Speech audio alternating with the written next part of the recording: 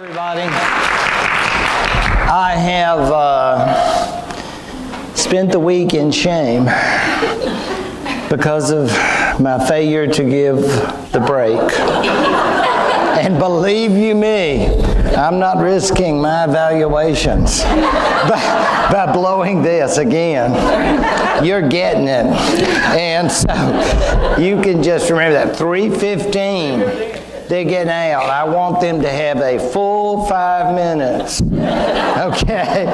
And 4.30, we start bringing them back. Because otherwise they would try to be slack and try to extend it. But we can't be too liberal, but 5 minutes is quite break enough, I think. So, but 3:15, I don't want any adversity here. So, seriously, I really get so carried away about those Romans, it is kind of hard to stop, even though our systems, our internal systems have other ideas. The Romans really, really are a fascinating subject, even if their sites and their influence are still a matter of great discussion. But on we go now to the people who, in a sense, affected adversely much of what the Romans had accomplished. And here, of course, we are speaking of the people who gave England its name and whose origin is, of course, Northern Europe. The Anglo-Saxons, and I do refer to this as an invasion, did, if we want to be perfectly literal about it, come at the invitation of the Roman Celts. However, as many of our guests often do, they became unwanted after a certain amount of time. And of course, when they refused to leave, then that meant great trouble for the Celts. Now, the period of these so-called Anglo-Saxon invasions is going to be a very, very long one. In fact, hundreds of years.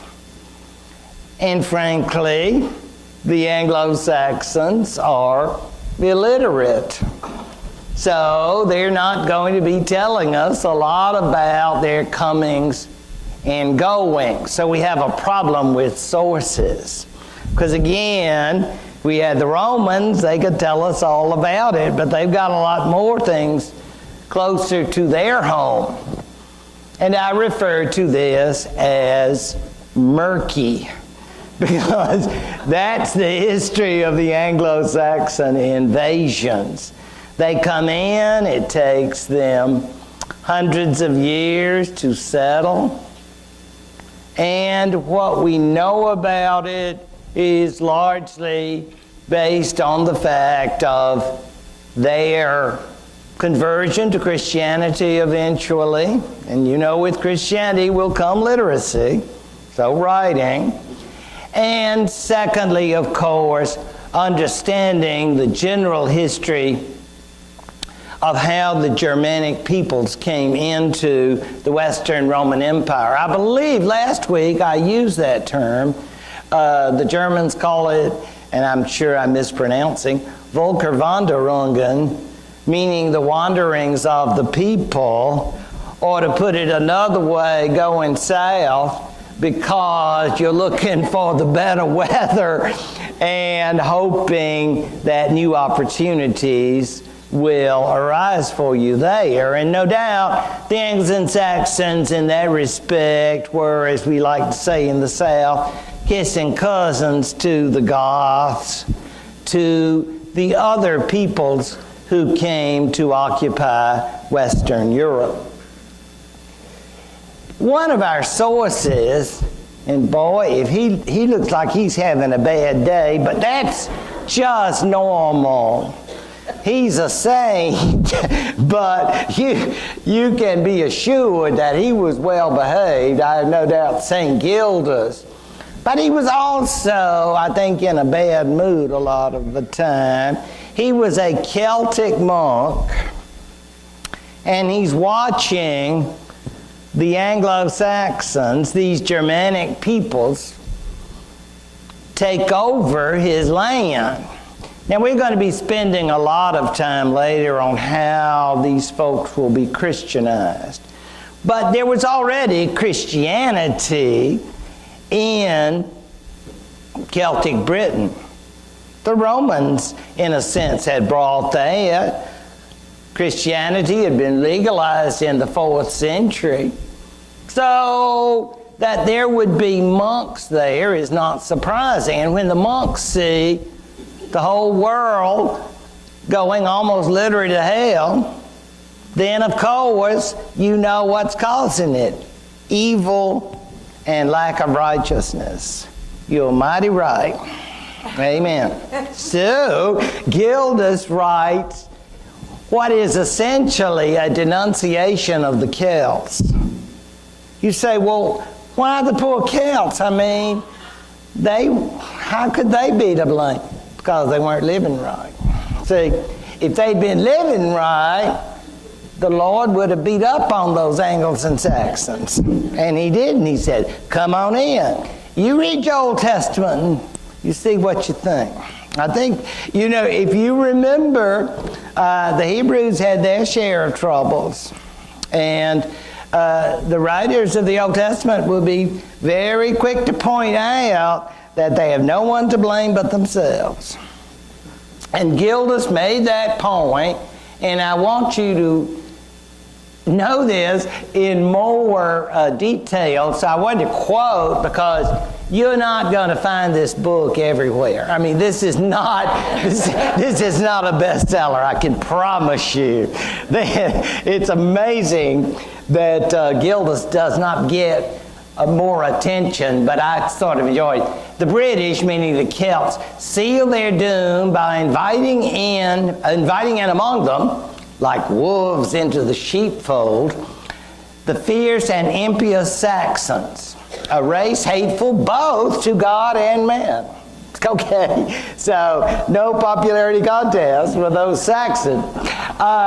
To repel the invasions of the northern nations. Now, if you wonder who the northern nations are, they're speaking of the Picts of Scotland. Yes, the Celts of the south were being threatened by Scots from Ireland and from and those north and west. And then the Anglo-Saxons said, could we help? We certainly would like, and of course they're being compared now to being hateful, and nothing was ever so pernicious to our country, nothing ever so unlucky.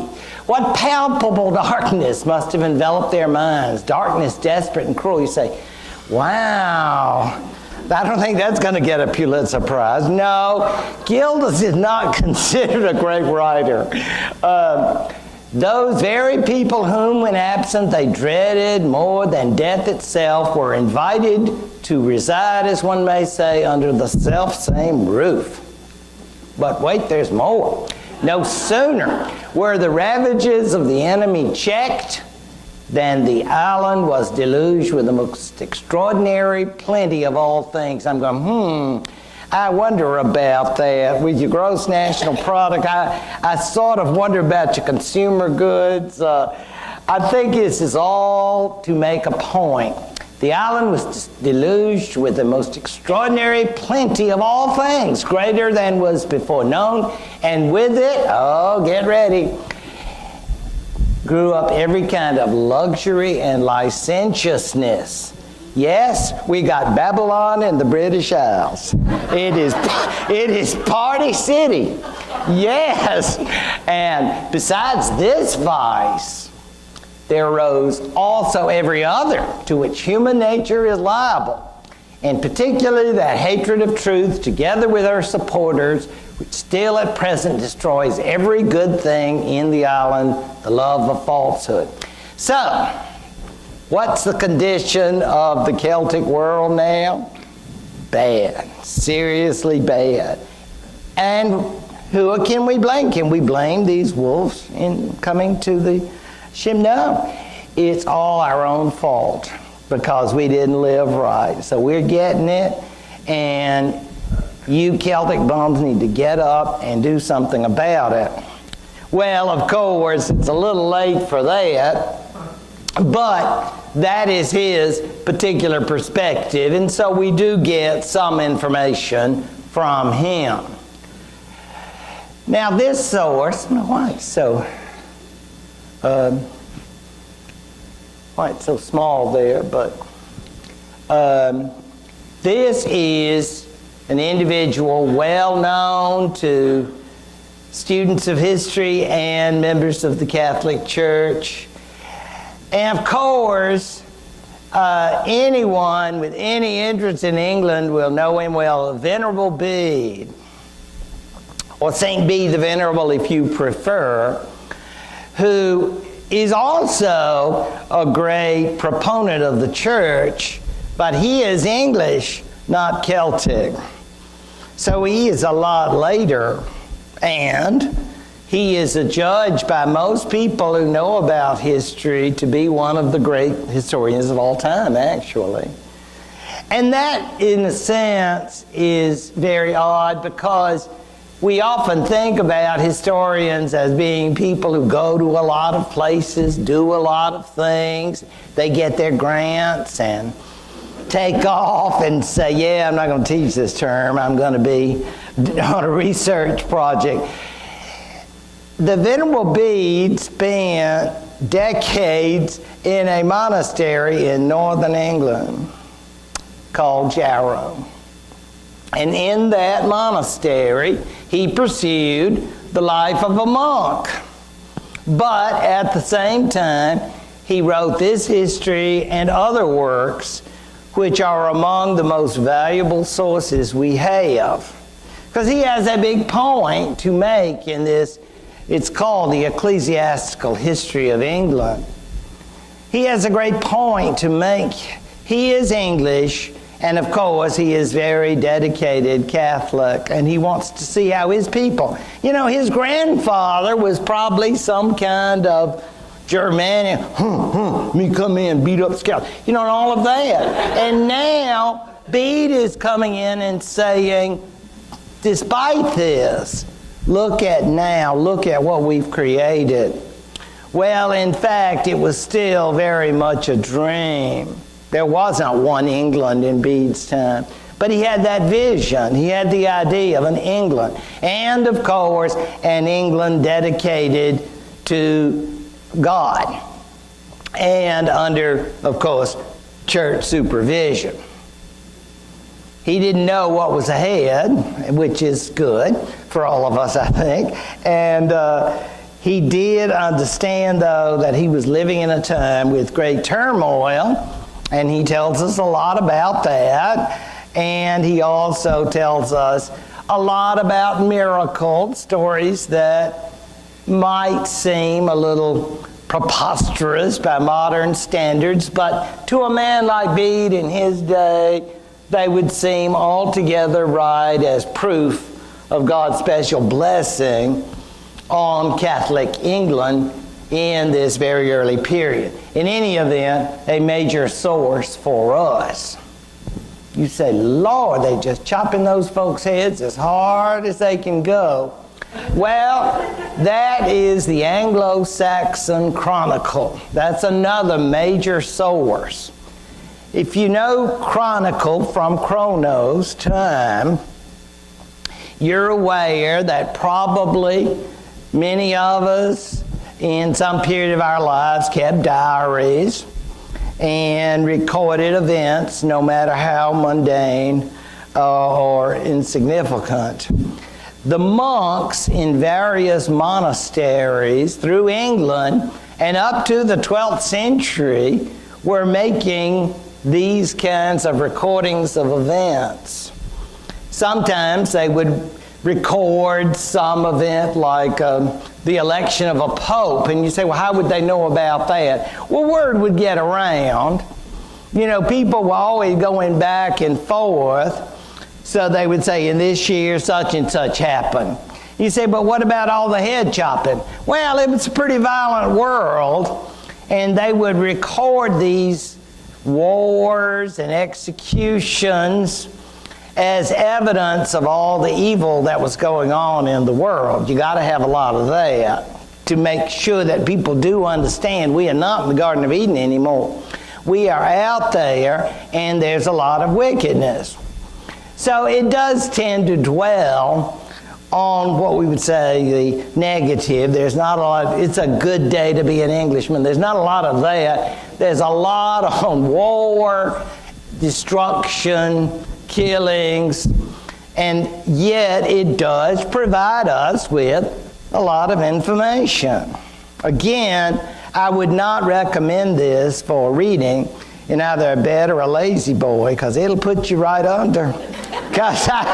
So you won't need Sominex that night. Boy, this will take care of the whole problem, because it's just this sort of listing of dates, and again, if you are an optimistic and rosy person, don't look for it here, because there's not much. Because this is, well, I mean, it's being written by monks who are not exactly so concerned about the emphasis on happiness in this particular world. Now, how about Beowulf? Yes. Works like Beowulf certainly indicate to us the Germanic culture of which this Anglo-Saxon world was a part, and at the same time it's, what shall I call it, veneer of Christianity that is put over it. That is an important part of what we know about these people, based on characteristics of their culture.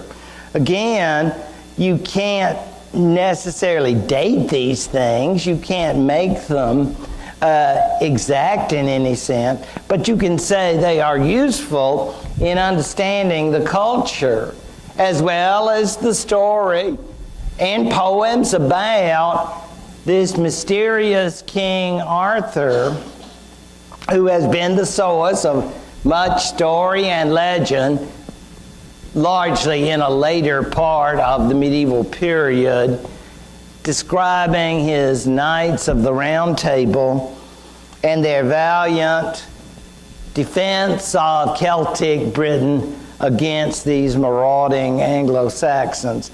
Again, I'm not necessarily convinced. It's a nice story, and it's very interesting to read about and consider in terms of how we determined what was going on in the Anglo-Saxon world. Then there's Sutton Hoo. Those of you who've been to the British Museum may well have seen these exhibits. If you haven't, you really ought to do it sometime. Sutton Hoo has the most interesting story because, well, if we think about 1939, it wasn't such a good time to be in Britain. This was, to be more exact, the summer of 1939. And so World War II and Mr. Chamberlain and all the rest was right at hand.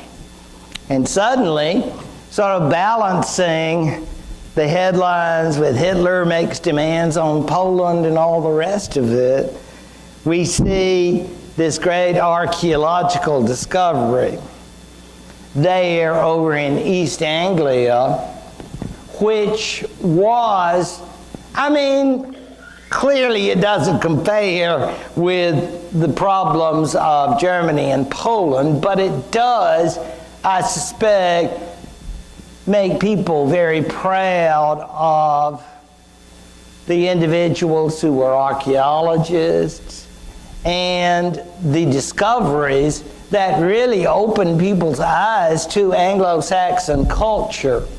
Because the Sutton Hoo evidence, shall I say, transformed our thinking that these people, at least the rulers, were poor or in some way deprived.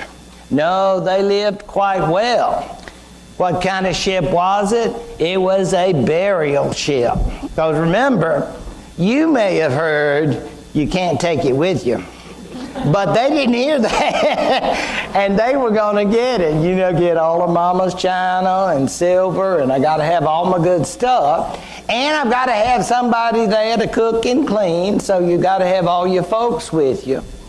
So you say, but they're alive. They won't be long, because they're going with me. We go into the next world, and y'all will be with me. I need my staff. So that is what a burial ship is about. They have not been baptized. You can pretty well figure out they hadn't heard about Christian ideas at that point. And anyway, Sutton Hoo is certainly fascinating in terms of the skills and beauty that are demonstrated by this Anglo-Saxon king's funeral ship. A helmet that is there, I just couldn't stop. I mean, you know what? It's sort of like eating potato chips. You just get to going, and I'm thinking, my gosh, you could spend, well, anybody could just spend days at that British Museum. But you might just pass by it if you didn't appreciate how much that represents and what a find that was in that dreadful summer of 1939, and to think the pride with which that discovery was made when, of course, they were thinking that the Germans were going to bomb, they were trying to bury everything they possibly could. But this particular discovery was very important, again, in appreciating the material culture of the Anglo-Saxons. Albeit in a later time, nevertheless, an impressive display of how the elites lived. And I do emphasize that this was not every Anglo-Saxon by far. I beg your pardon? Those coins dated? Not that I am aware of, but they were found on the ship. No, I just wondered if the Romans dated their coins. Romans? Yeah, these are English, though. See, these are from, I'm sorry, yeah, this is an English ship, an English funeral ship that had sunk, and they found it, and then they just called it Sutton Hoo. And so it is possible, though, again, all of this was, or is, located, and it's just fascinating to see how advanced they were. And again, that's not Roman, it's definitely English, probably dated 7th century, right around there. It's not. I thought maybe the coins would have been a hoard. From the Romans? No, I think they were their own by that point. Now, another source, again, reflecting the fact that Christianity has arrived, will be the written law codes. Now, we're going to have laws whether or not they're in writing. But until the Christians come along, they will be oral law codes. Well, this is what the grandparents said. This is the way it was. Said, oh, okay. So that's the way it's oral tradition. Then the Christians come along and they say, why don't we make a record of that?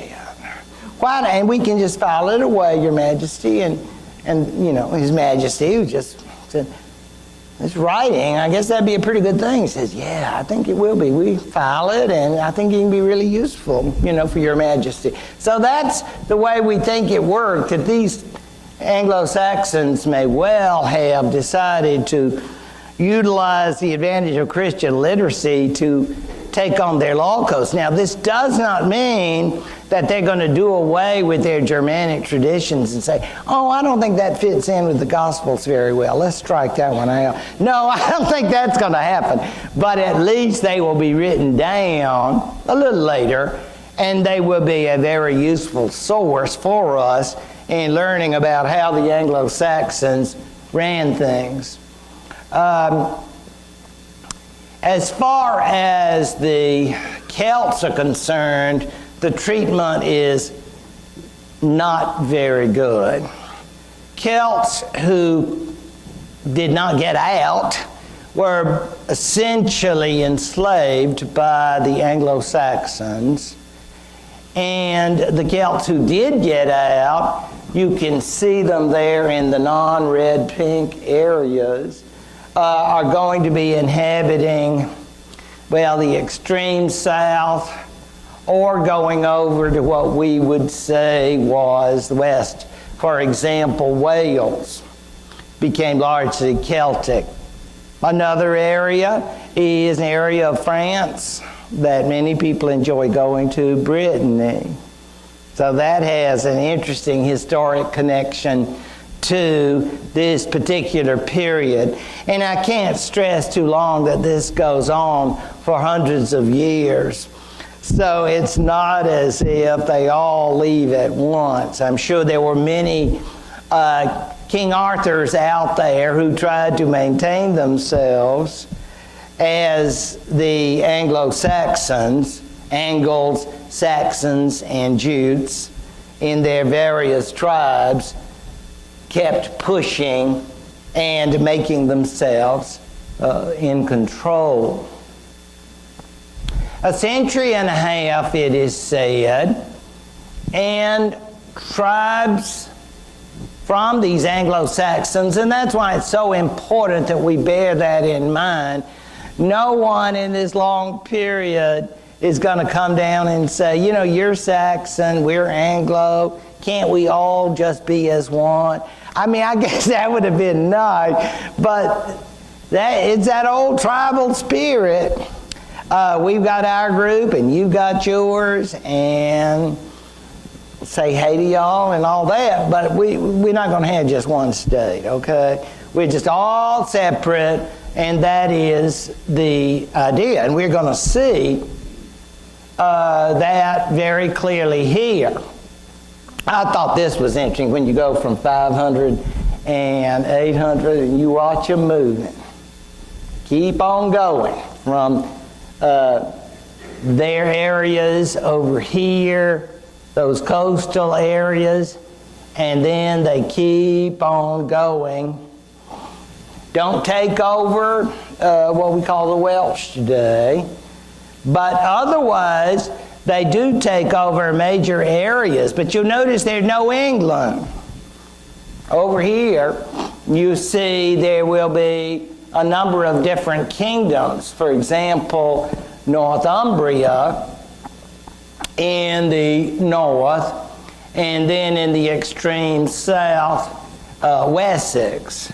We will see the various kingdoms, and you can only imagine, I'll leave it to your imagination, in fact, to think about all these tribes fighting it out. We're talking about military Darwinism, I almost think. You can just imagine all these folks fighting. And then if you were working on that Anglo-Saxon Chronicle, you can imagine you just licking your chops, saying, see, they're all killing each other and beheading one another. That's the wages of sin. Well, just because we're all Anglo-Saxons, there's nothing ecumenical. It doesn't bring them all together and say, we got this, and you better watch out. Once we get those Celts down, you're next. So that is a very interesting thing to see, though, how much of England has emerged by 800. But the other areas are still Celtic. I love that painting. I found it. It's, as you can probably tell, it's 19th century.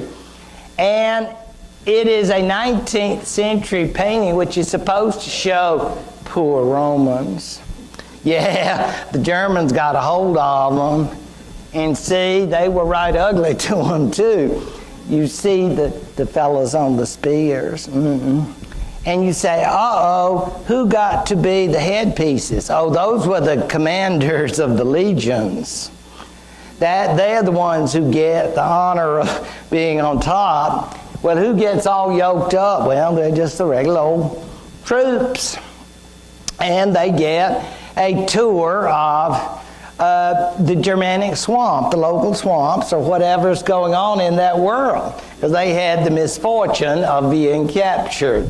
So that is the idea. And you say, well, what do you suppose came to them? I think you can pretty much get it. I don't think there would be a lot of survivors from an experience of that sort.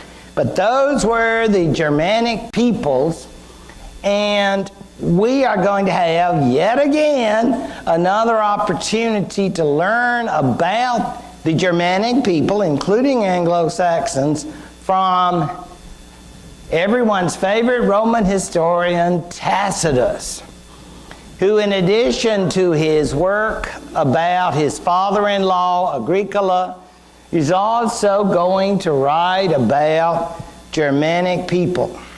Germanic people that he found fascinating. I wouldn't want to live with any of them, but they're fascinating. See, he's a nice Roman. He likes the weather.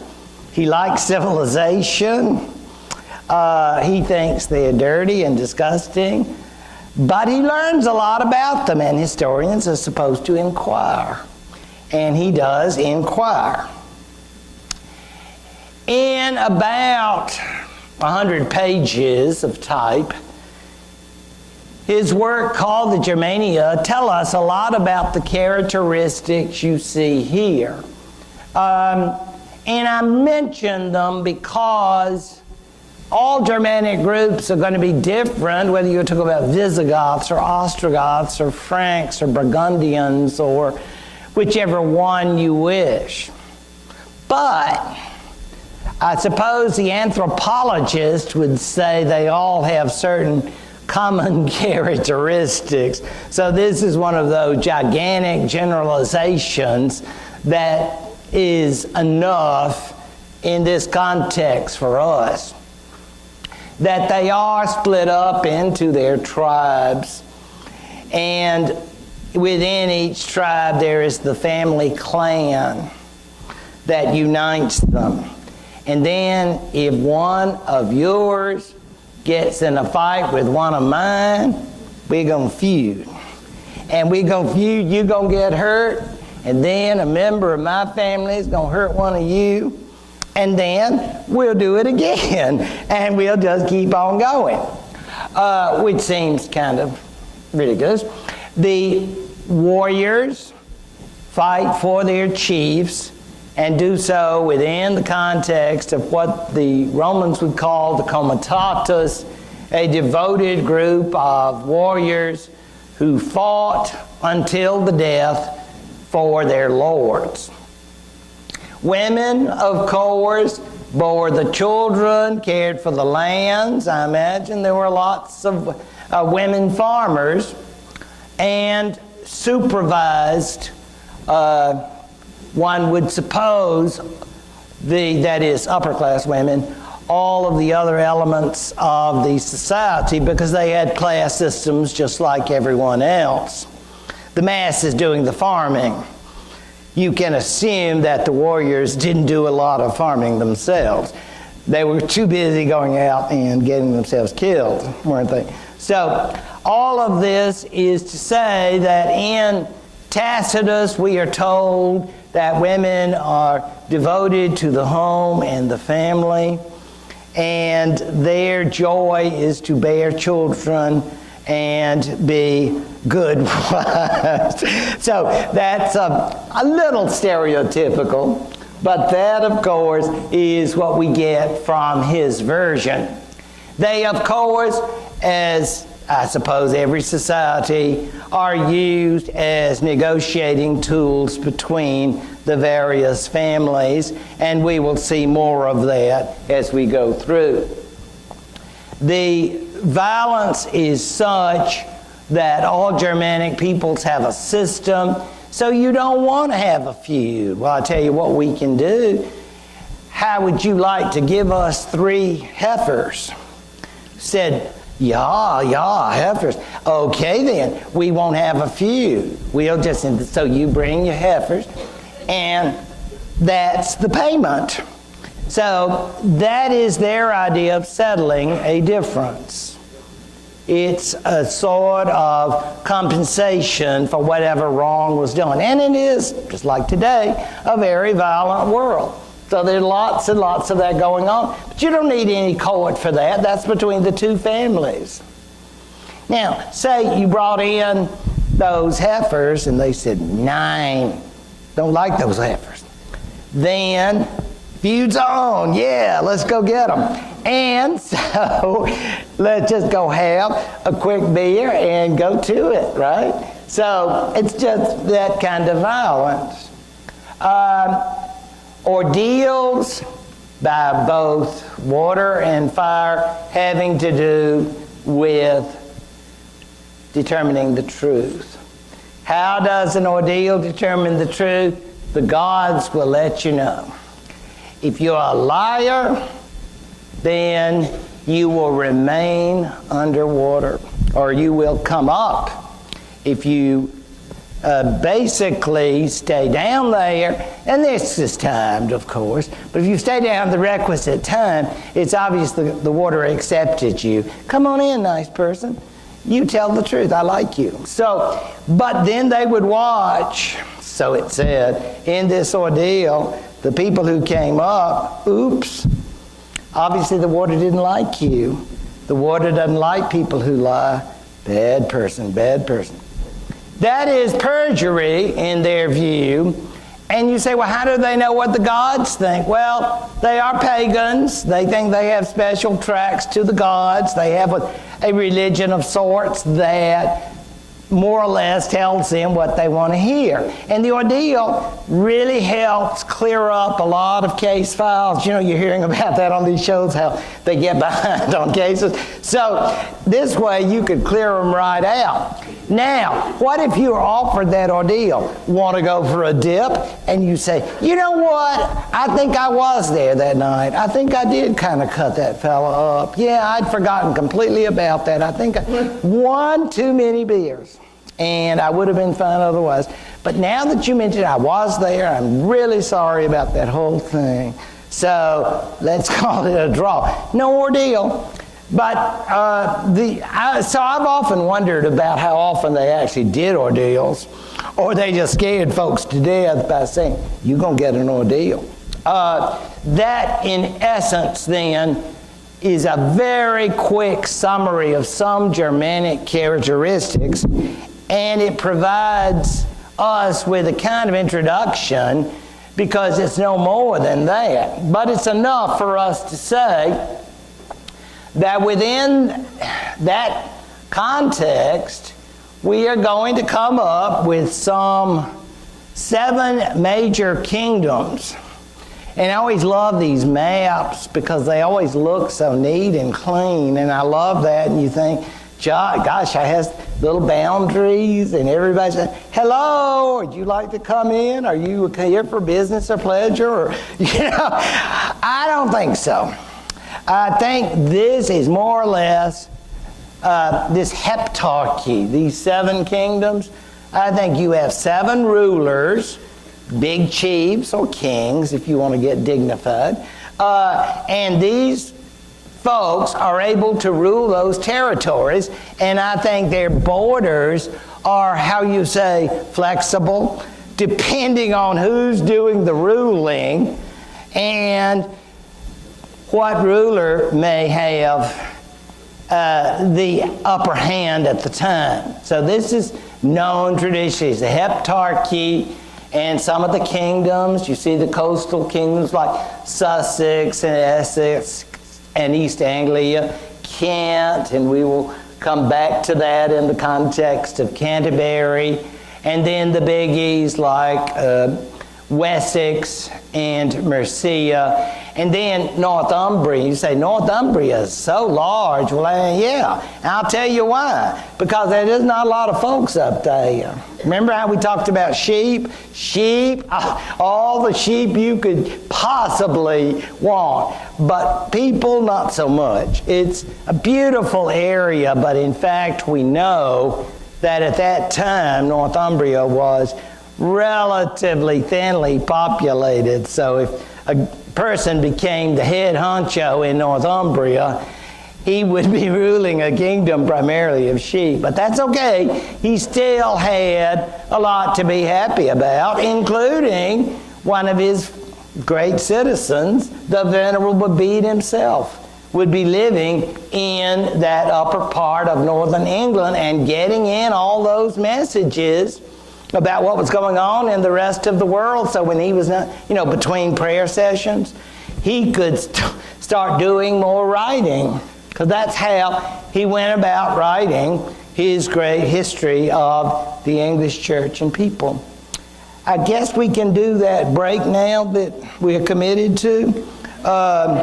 It is 3:14.5. So you better take off. Okay. We're getting back. The Anglo-Saxons await. They, poor heathens, we need to. Okay. Where's my little? I guess we are okay.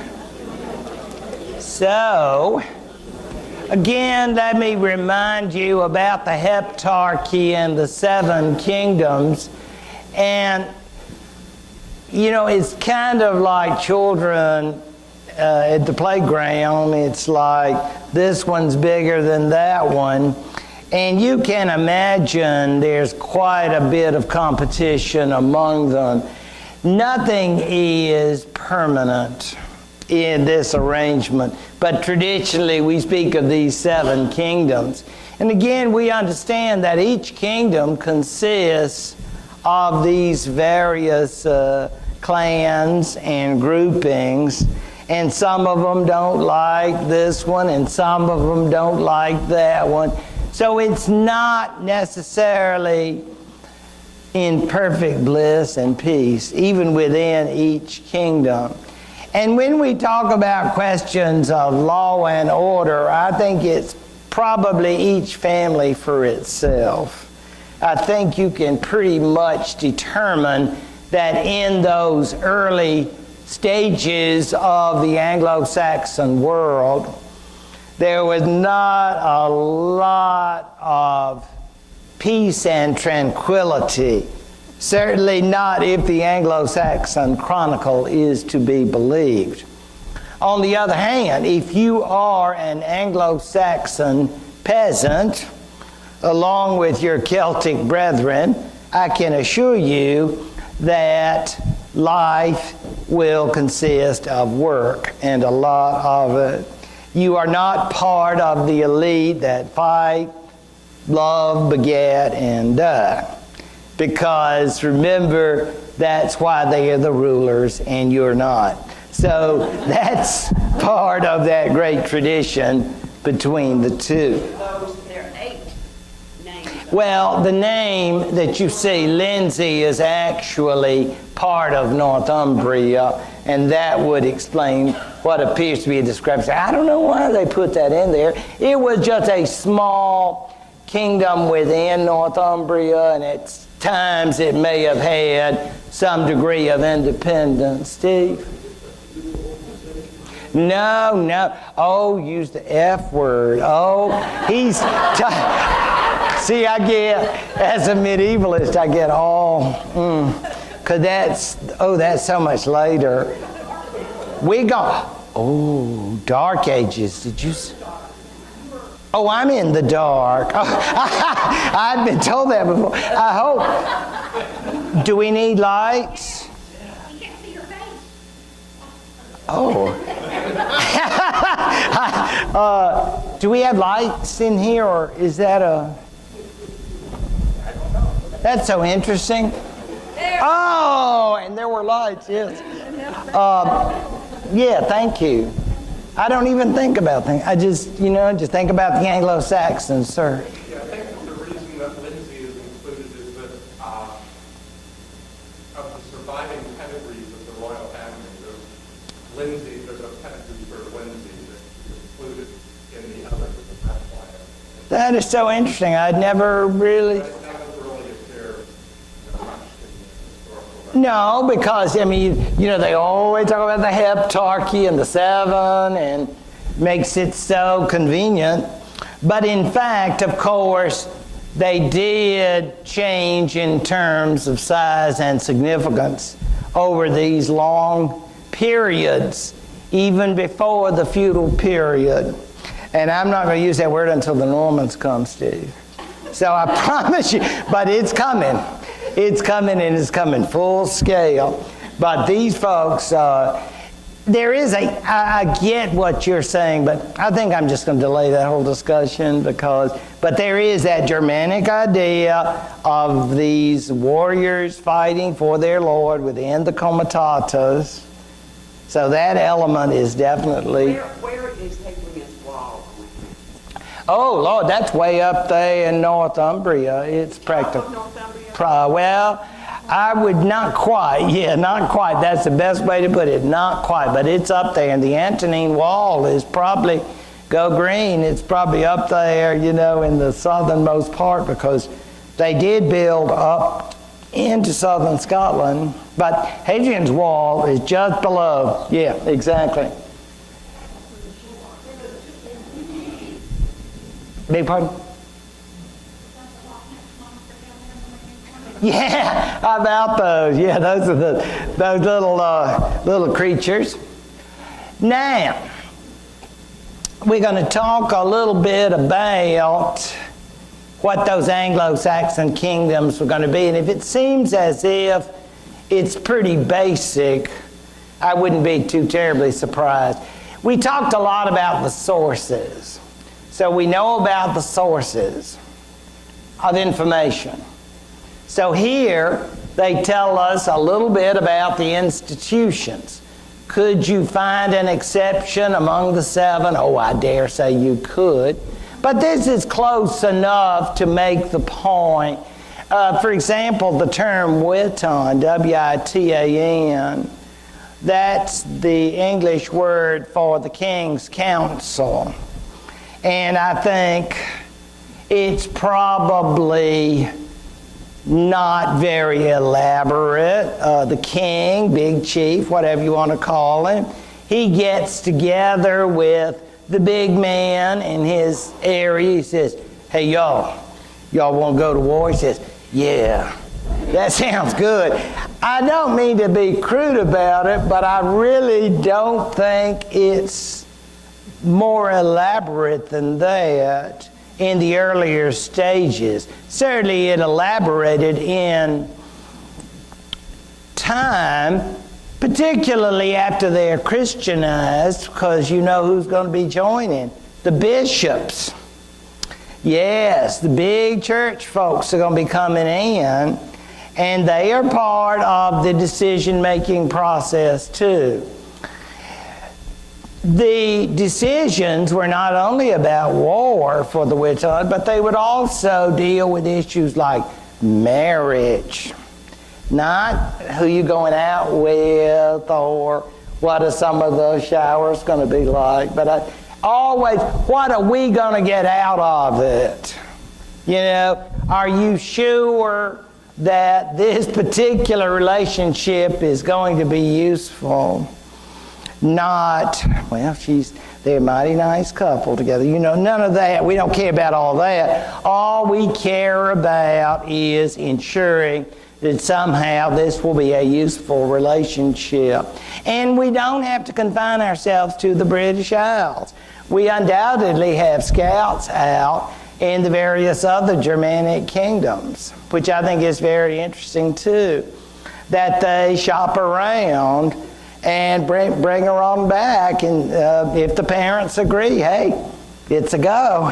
And so it's up to you to make it work. Have that boy. And you can stay. So, yeah.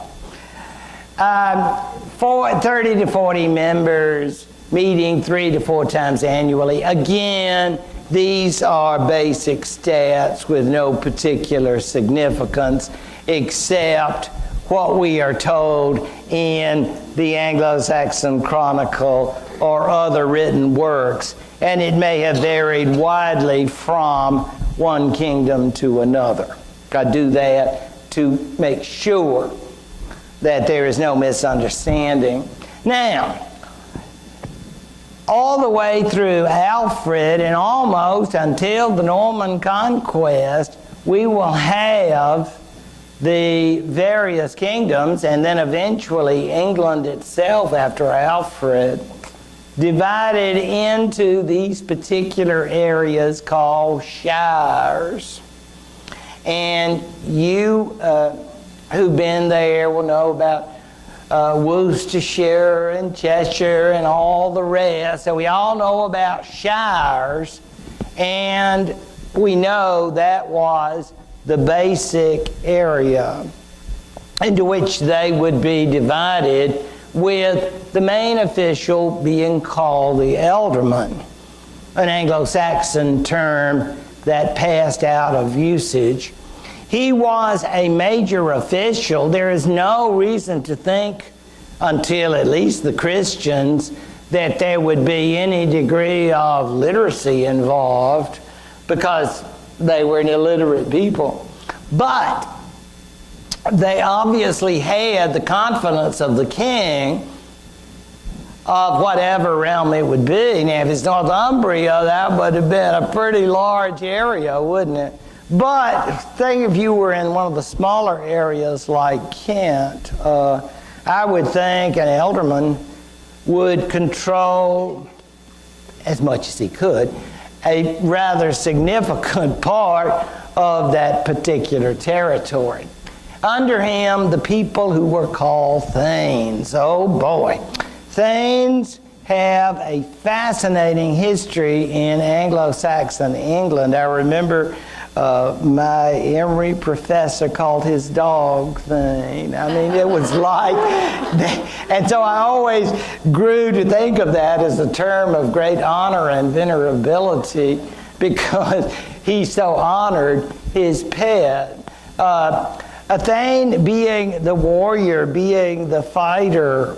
These were the sworn followers of the ealdorman, and it can almost seem feudal in a way, but it's not, because, of course, they are not altogether vassals as we understand the term. In many ways, they are independent fighters, but they are pledged to fight for the king, and the ealdorman is the individual who controls them. Now, they perform their military deeds in what was called the fyrd, the larger royal army, and they did terms of service, and presumably, in addition to fighting in the fyrd, they had their own conflicts, personal scores to settle. It was a merry time. It was not as if, gosh, I think I'll take off and go to church, or I want to read scripture more. I mean, you know, this is not, they're pagans, so they don't have to worry about that, and they're illiterate. So the whole book thing is not part of their lives. Drink, make love, and fight. So the big three. It's a busy life, and again, it does seem to have reduced down to the 7 kingdoms, the heptarchy, and these individuals were the main feature of what I would consider to be a very limited government for Anglo-Saxon England. Now, in addition, as time goes on. Under this ealdorman, there will appear individuals called sheriffs. And who can forget the Sheriff of Nottingham? No, that was the first time, I guess, as a child I ever heard that term, not in an American sense as we understand it. And no doubt it's come a long way, because this is literally the shire reeve. And it became, is the word apocopated, I think, into sheriff, shire reeve. What's a reeve? A local official, bureaucrat, but it's not the big man with the star necessarily. The sheriff was essentially the go-to person if you wanted to have the ealdorman look into a matter. So the sheriff had a lot of power in these early days, and he will have even more as time goes on. But his powers are not so much law enforcement as they are to carry out the king's wishes vis-a-vis the ealdorman, who is his immediate superior. So when we can say there is a hierarchy of sorts, the moots, again we have these wonderful Anglo-Saxon words, the moots are supposed to be their cohorts in which they would determine whether matters should be submitted to ordeals or other kinds of judicial inquiries. Like they had judicial duels. And I go on, and I think I mentioned down at the bottom, compurgations and ordeals. Let me just say, this is all very Germanic, because in the particular process at the moot, they may ask people, well, you say this and you say that. Clearly, somebody is perjuring. And so, why don't you fellas, we'll watch, why don't you fellas fight it out so we can say who's telling the truth? Well, now, if I had been one of them, I'd say, you know what? I think I passed my fighting days. Hey, kid, would you come over here? Would you like a little job? And so somebody could fight on your behalf. Yeah, right. You know, someone who's probably better shape, so they could fight out, but it counts for me. And whoever, I suppose, is dead was a liar. And the person living, yeah, truth teller. So you say that, and you say, well, how do they know it's going to work? Because the gods say so. Okay? It's all predetermined by divine authority. In addition to these moots, there were these hundreds, even on the lowest level. So I'm thinking when you get down to the 100, you are down to the neighborhood. This is really small, okay? So it's not even a shire, this 100. So that's how intricate it will become over time, and they will, of course, have the ordeals, or even what they call, and I love these, the compurgations. You know, people like to take oaths, or maybe not like to, but they take them.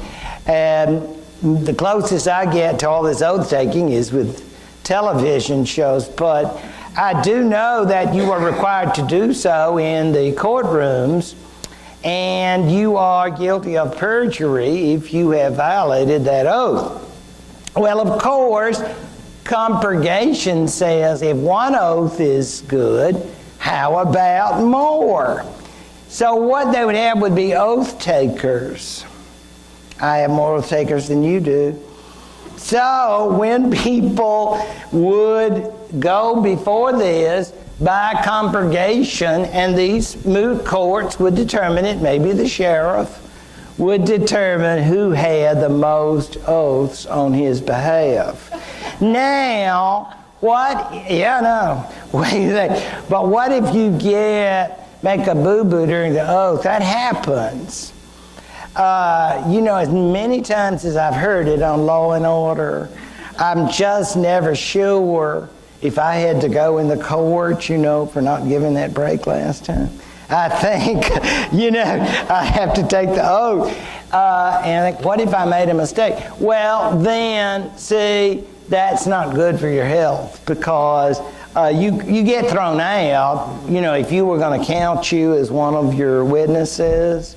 Because we don't care about your evidence. We don't care about any of that, like, yeah, I saw him get there at the scene of the crime. None of that. All we care about is that oath. I swear he's telling the truth. Next, I swear he's telling the truth. On and on. You say, aren't they worried about going to hell? No, I guess not. Because they certainly did a lot of lying. But that was this very crude method called compurgation, which was going on at these particular courts. Moots, 100s, and again, by the time you're at the 100, you are truly local, and there must have been lots and lots of trivial disputes, lots and lots. Again, probably involving peasants and their disputes with each other. Again, we do not have the records of these courts, so all I can do is speculate, but it is kind of interesting to think about how all this happened in both pagan times and in Christian times to come, because I cannot overstate the fact that simply because the Christians come in and Christianity takes hold, they do not simply abolish Germanic customs. It's all going to work together, crudely and rudely for a time, until they find a way to merge their varying ways together. I always love maps like this, because this is like, those magazines like Home and Garden or House Beautiful and all that. And you say, who lives in that? And because the answer is nobody. Because they're supposed to be the typical home or the typical farm or whatever it is. But this is purely for pedagogical purposes. And, I think it's depressing enough so that you can get the idea of how life was. Because we're talking about all these aldermen and things and having the grand life of wine, women, and song. But this is most folks, okay? And most folks were peasants. And this is where they worked.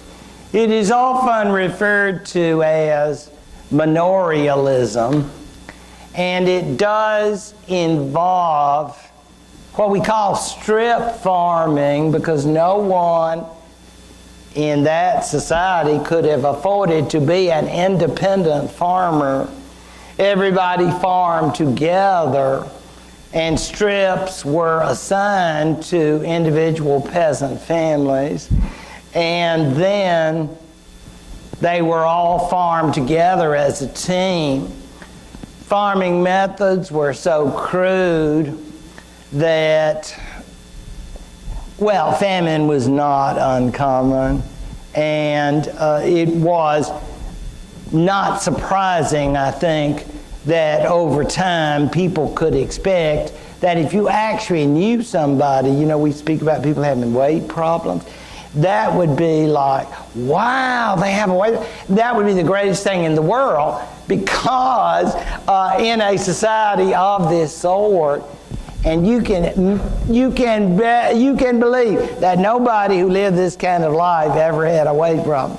It was, of course, people who they were working for, okay, in later life. So, in this particular situation, they have this open fields, and they have either a 2-field system and a 3-field system, in which they allow part of the land to remain fallow so it can rest, and then the rest of the land is cultivated. And you say, well, that doesn't seem very productive. Well, it's the best they knew. And most of the labor was done by human beings. They did, over the centuries, begin to utilize animals, oxen and so forth. But it was a very, very hard life, no question about it. And that would have been true whether you're talking about the Celts or later on talking about the English. It is a very, very hard life.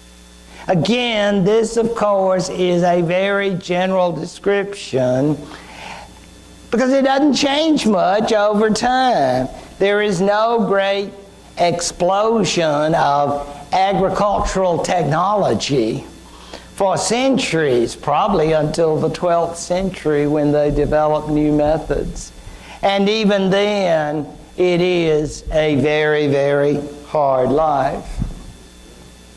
Now, it's interesting to see the beginnings of what we would call towns, and I like these illustrations, and you will notice where you're looking.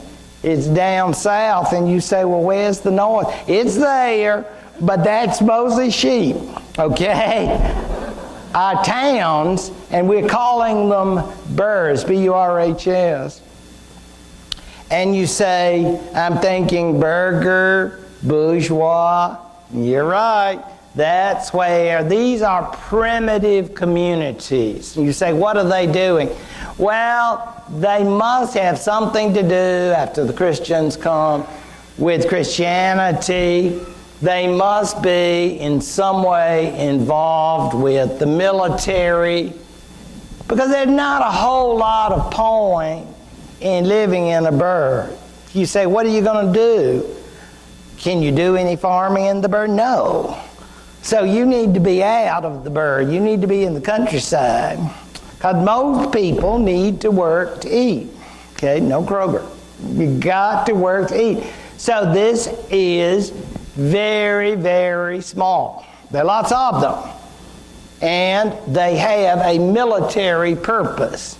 Many of the names will be, I'm sure, very familiar. Look, there's Winchester, Shaftesbury, Exeter, on and on you go. There's Bath.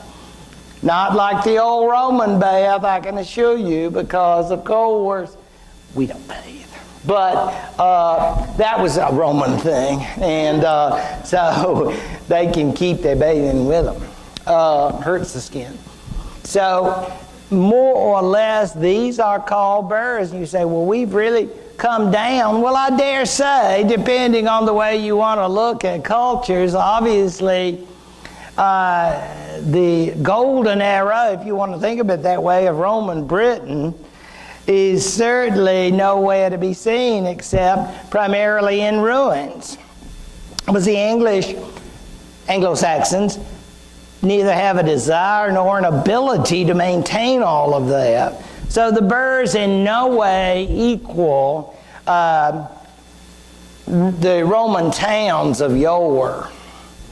If the best example I could give you, if you can think of some small town that perhaps was large at one time or significant, you go through and say, I wonder what happened here.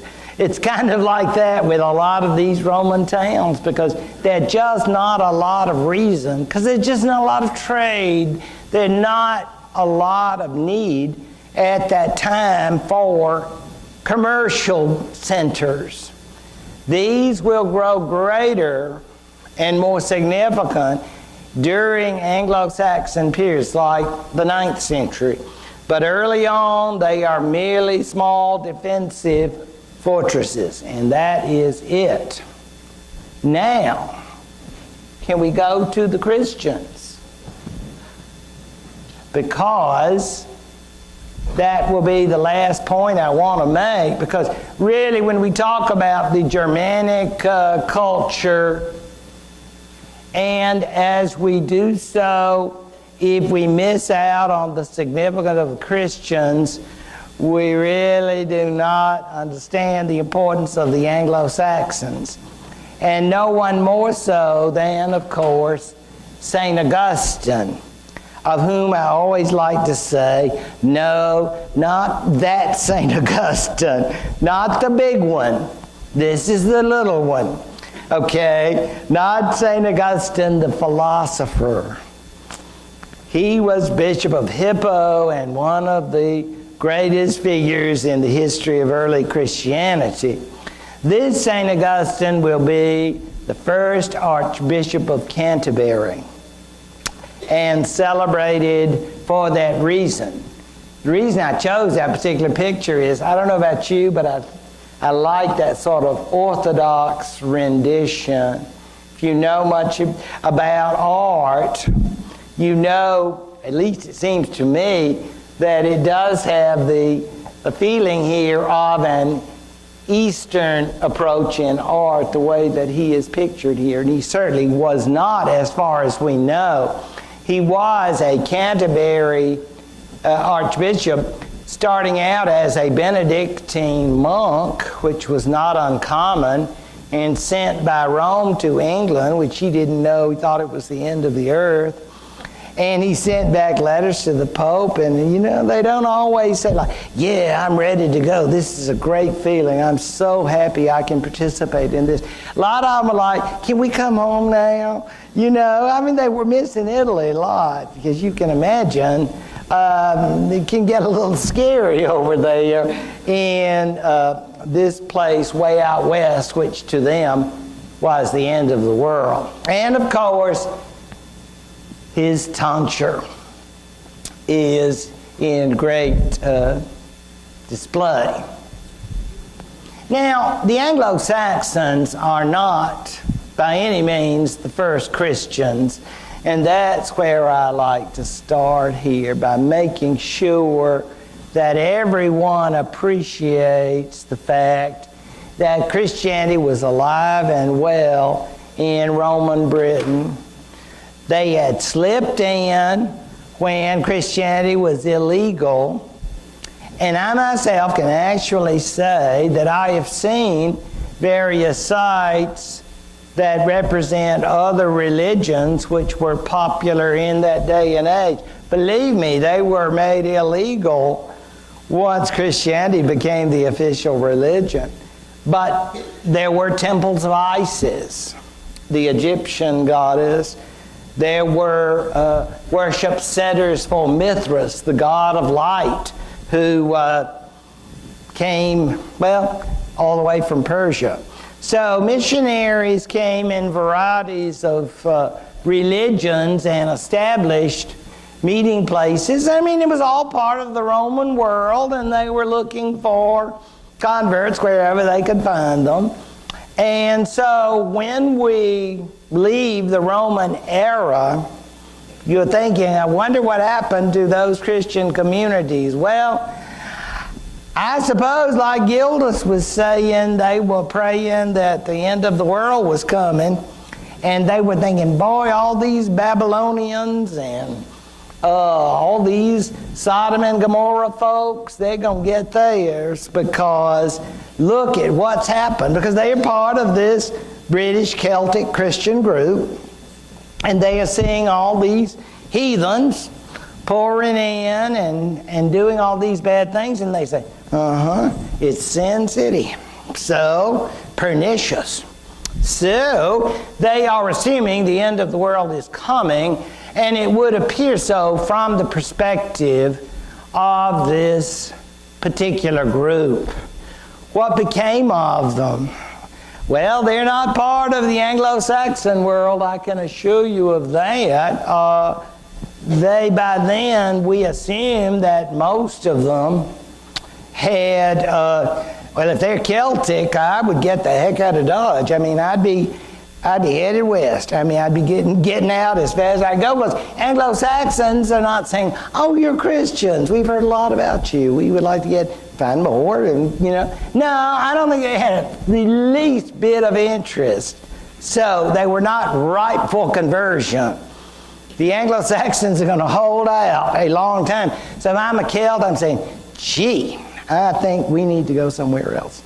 Lots of Celtic Christians then probably fled this area. So the Anglo-Saxons come to England and establish themselves without benefit of Christian clergy. That is not part of their background. We cannot say they are the first Germanic group to become Christian, because they're not. The Franks are on the continent, those who established France. They will be the first to connect with the official Christian religion. These Anglo-Saxons will go with their various pagan traditions, which involve various gods and trees and such, so they have no interest in anything the Christians say. So as far as we are concerned, there is that kind of dark period, we might say, for the Christians in terms of Anglo-Saxon England after the time of Roman Britain. All of that then are going to be ruins. So, because of all of this, then the assumption is that the Christian communities as such will go on from the entire period the Romans had ruled. What happens to them after that, no one can say. For example, how much do we know about Gildas? Well, I can tell you, Gildas, remember him? Crabby? He ended up living in Brittany. He moved to Brittany, got the heck out of Dodge. He said, you know, I told you all, I warned you all. This is what happened, the wages of sin. And I'm going to get the next boat out. Anybody want to join me? Because the Anglo-Saxons are coming. They're coming. So we need to get out of here. So, I mean, it seems to me that they are pretty much a remnant. And the Celts are not going to say, and in fact do not say, gee, we want to stay because we worry about our Anglo-Saxon brothers. And, you know, we want to help them and maybe read scripture to them. No. They could all go to hell as far as we're concerned. I mean, you know, that seems kind of mean, but, you know, that's kind of the way they felt. Just let the Anglo-Saxons rot, because they don't deserve to be saved after what they did.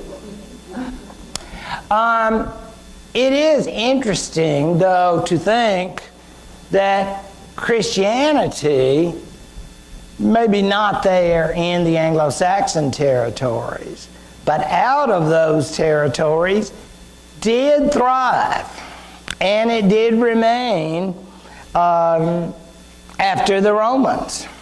We know that Christianity would be maintained because many of the Germanic groups, not to get into much detail, many of the Germanic groups had already converted before they left the north and came south. So maybe the Christianity was not exactly that as preached by Rome, but they're still Christians. In the case, however, of Anglo-Saxon England, we are still dealing with hardcore pagans. This, despite the fact that in other parts there was still that tendency to believe in one religion. And that, of course, came from the Romans in the form of Theodosius the Great, who had outlawed other religions. Made it literally, if you were caught with any kinds of devices that are used by pagans, like, hey, you want me to tell your fortune? Okay, then we bring you in. Okay? People who tell fortunes say, you want to know about the future? Because you clearly have pagan connections. And so we would just like to ensure there's nothing funny going on here because you're dangerous. So maybe a term in the big house will do you good. But that is the idea, though, that, I mean, so Christians had their time of running things, but certainly in England that was very long gone after the Romans left and into this very murky early Anglo-Saxon period. And believe me, no Celtic missionaries were coming to call.